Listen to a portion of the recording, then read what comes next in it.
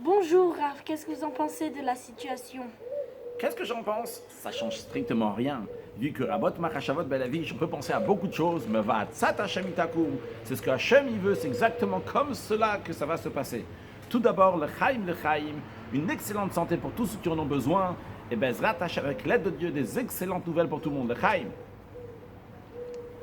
Aujourd'hui, on ne va pas discuter de ce qu'on doit faire. Ce qu'on doit faire, on le sait. On doit écouter ce qu'on nous dit, comment se comporter matériellement, physiquement, qu'est-ce qu'il faut garder, ce que le ministre de la Santé dit de faire, parce que tout passe par les règles de la nature, c'est Dieu qui a décidé d'une telle manière. De même, discuter spirituellement ce qu'on a besoin de faire, chacun il le sait, il faut se renforcer sur les trois piliers sur lesquels le monde tient, que ce soit l'étude de la Torah, et particulièrement pour ceux qui ont encore plus de temps pour étudier la Torah actuellement, et particulièrement pour les enfants qui n'ont pas école. C'est sûr et certain que c'est très très important, qu'ils vont rajouter encore plus dans l'étude de la Torah, ou au moins garder ce qu'ils étudient en général, même quand ils sont à la maison, faire avec des chavutot, par amis, par téléphone, par toutes sortes de moyens qu'il y a la possibilité aujourd'hui de se connecter et d'étudier ensemble. De même en ce qui concerne la tfila, dans la prière, rajouter dans la prière, dans les supplications à Hachem, pour qu'on va voir des excellentes nouvelles pour tout le monde, et particulièrement rajouter dans les Tehilim, dans les psaumes du roi David, que ce soit quand les psaumes ils sont partagés pour les 30 jours du mois, chaque jour on étudie, on lit une partie du psaume, que ce soit ce Shabbat, ça va être le Shabbat Mevachim, le Shabbat qui bénit le mois de Nissan, le mois de Nes, du miracle, le mois qui est surnaturel. Et la coutume est de réciter tous les Teilim avant la prière. Le rabbi précédent nous dit que dire les Teilim tous les jours, ou bien dire les Teilim avant Shabbat, le Shabbat Mevachim avant la Tfila, c'est important pour soi, ses enfants et les petits-enfants. On peut s'imaginer donc l'influence que ça a, que le Tzemar Tzedek qui dit, que le fait de dire Teilim, si on savait l'importance de dire Teilim, eh bien on dirait des Teilim toute la journée, ça brise toutes les barrières, ça c'est extraordinaire.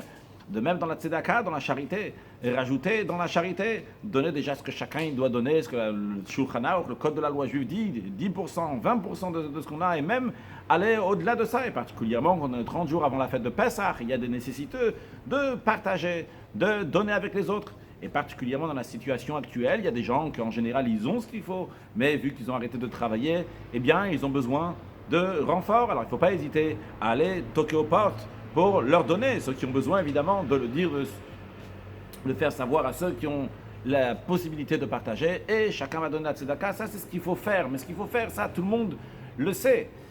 Aujourd'hui on va plutôt parler du moral qu'on doit avoir dans cette situation.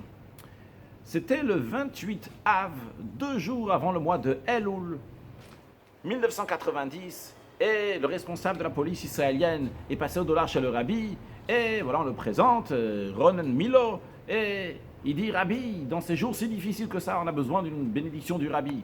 Le rabbi lui répond, lui dit, on n'est pas dans des jours difficiles, on est juste à la fin du mois de Av, on rentre dans le mois de Elul, le rabbi lui dit.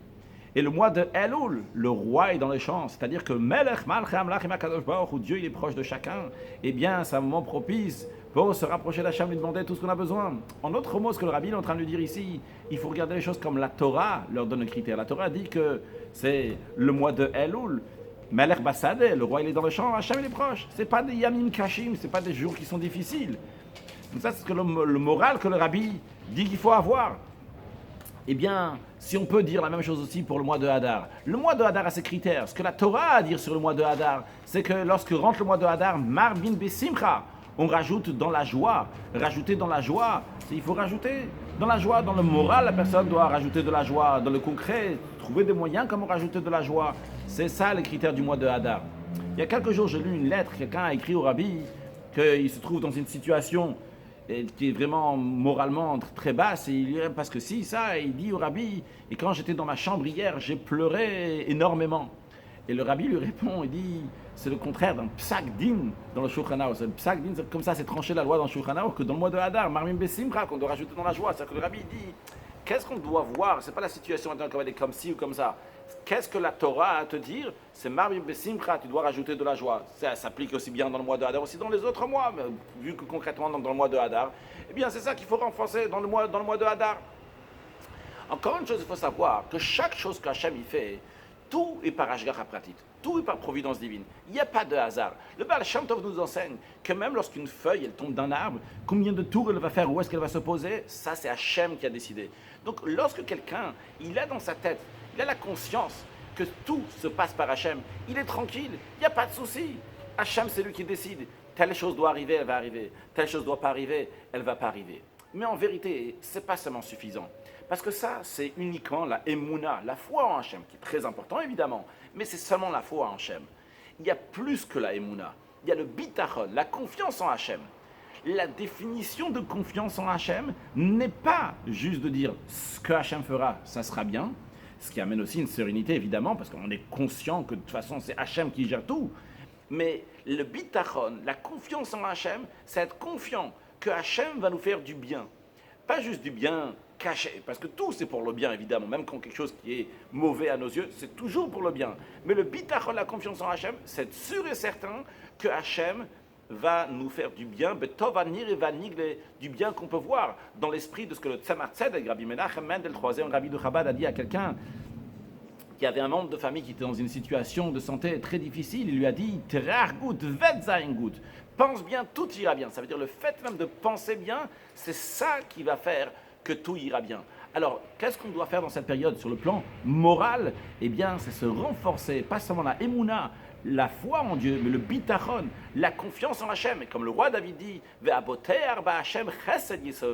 celui qui a confiance en Hachem, il n'y a que du chesed, il n'y a que de la bonté qui va y avoir. Alors on souhaite à tout le monde que tov va chesed, que uniquement du bien et de la bonté, vont nous courir derrière tous les jours de notre vie. C'est-à-dire que même si des fois on tourne le dos, bien, le Rabbi dit, le verset dit, le roi David dit, ça va te courir derrière, ça va te poursuivre.